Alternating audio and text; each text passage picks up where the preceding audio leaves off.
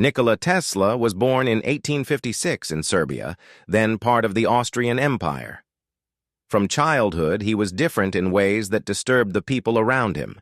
He experienced intense visions, flashes of light accompanied by complete visualizations of objects and machines he had never seen. He could perform complex calculus in his head. He memorized entire volumes of poetry and scientific texts after reading them once. His professors at university accused him of cheating because his solutions to mathematical problems were so far beyond his classmates that they assumed he must have had advance access to the answers. He had not. He simply saw the solution, the way most people see a chair or a table, clearly, completely, and without effort. He arrived in New York in 1884 with 4 cents in his pocket, a poem he had written, a package of calculations for a flying machine, and a letter of introduction to Thomas Edison. The letter said, and this is real, "I know 2 great men, and you are one of them. The other is this young man." Edison read the letter, looked at Tesla, and gave him a job.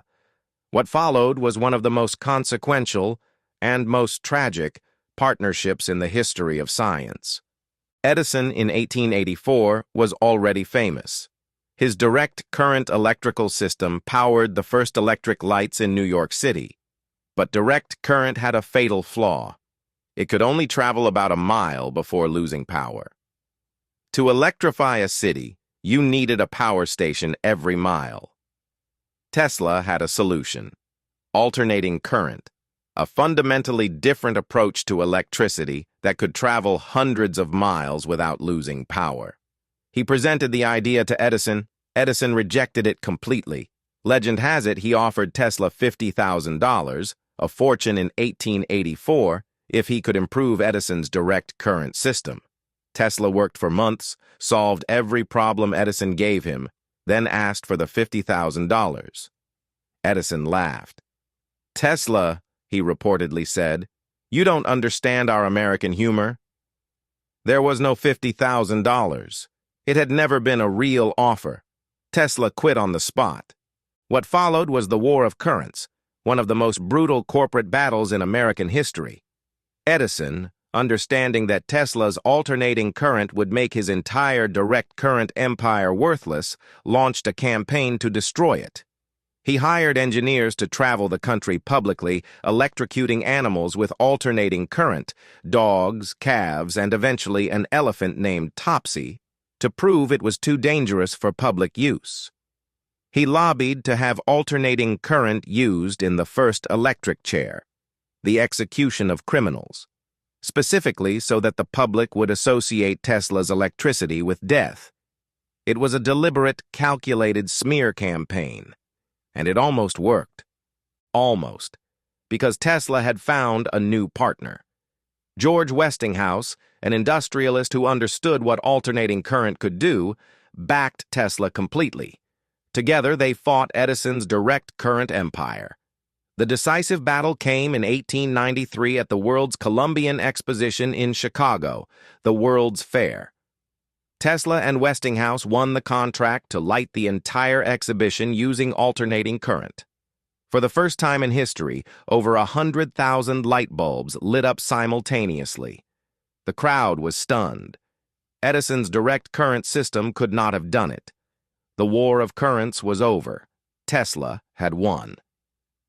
2 years later, Tesla designed the first hydroelectric power station at Niagara Falls, harnessing the power of the falls to send electricity to Buffalo, New York, over 20 miles away.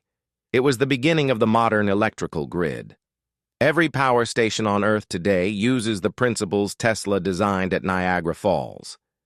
And then, at the absolute peak of his fame and influence, Tesla did something that would eventually destroy him. He had a vision, not a business vision. A genuine, world-changing, perhaps civilization-altering vision. He wanted to give the world free energy. Tesla believed, and had begun to prove, that electricity could be transmitted wirelessly through the Earth and the atmosphere, that a single tower, properly designed and powered, could provide free, unlimited electricity to every point on the planet simultaneously. No wires, No power lines, no utility bills, no energy companies. Free electricity for everyone, everywhere, forever. He called it the World Wireless System. And in 1901, backed by the most powerful banker in America, J.P. Morgan, he began building it on Long Island. The tower was called Wardenclyffe. It rose 187 feet into the sky and bored 120 feet into the earth. Tesla believed it would change everything. J.P. Morgan had given Tesla $150,000 to build Wardenclyffe. But Morgan had believed the project was about global wireless communication, like a more powerful telegraph system. When he discovered that Tesla's real goal was free wireless electricity for everyone, electricity that could not be metered, that could not be sold, that would make the entire concept of an electricity company obsolete, he pulled the funding immediately. No investor on Earth would fund a project designed to make their own industry worthless. Without Morgan's money, Tesla could not finish the tower. He lost Wardenclyffe to creditors. In 1917, the tower was demolished, sold for scrap metal to pay Tesla's debts. The dream of free energy died with it. From 1917 onward, Tesla's decline was devastating to witness. The man who had lit the world lived in a series of increasingly cheap New York hotels, surviving on credit, occasionally rescued by small payments from former colleagues. He became obsessed with pigeons, feeding them daily in Bryant Park, nursing injured ones in his room.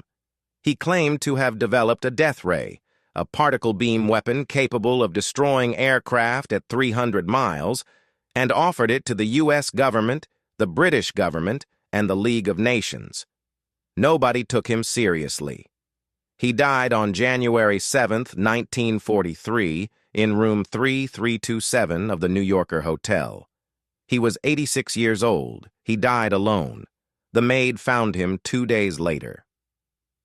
Within hours of his death, the U.S. government moved.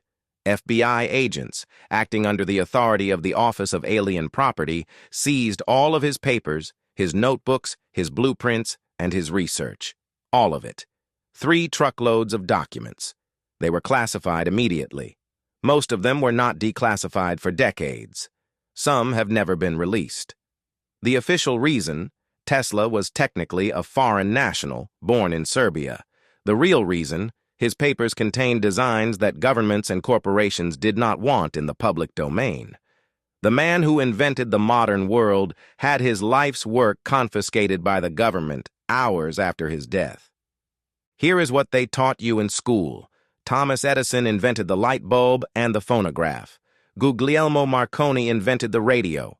Tesla was a minor figure who worked briefly for Edison and did some interesting experiments with electricity.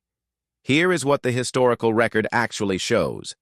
The United States Supreme Court ruled in 1943, the same year Tesla died, that Tesla, not Marconi, had invented the radio. Edison's light bulb was based on work by at least 20 other inventors, including significant contributions by Tesla.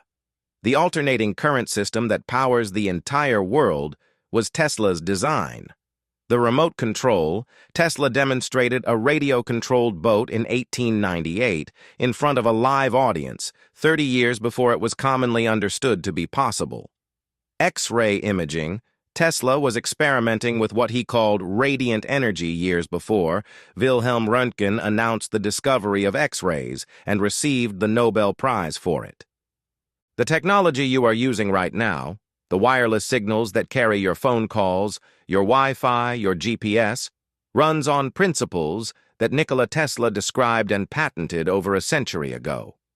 The electric car revolution being celebrated today is built on the AC motor that Tesla invented in 1888. The world runs on Tesla. And for most of the 20th century, the people who profited from his inventions worked very hard to make sure you didn't know his name. Why does this happen? Why does history erase the people who actually change it and celebrate the people who profit from those changes? The answer is simple and has not changed in 100 years. History is written by the people with the money to write it. Edison had money, Morgan had money. The corporations that built their empires on Tesla's work had money. Tesla had ideas, and ideas, without the power to protect them, belong to whoever gets there first with a lawyer and a checkbook. Nikola Tesla gave the world everything. The world gave him a hotel room and a pile of unpaid bills. If this makes you angry, good. Subscribe. Because what they hid from history, we are bringing it back, one truth at a time.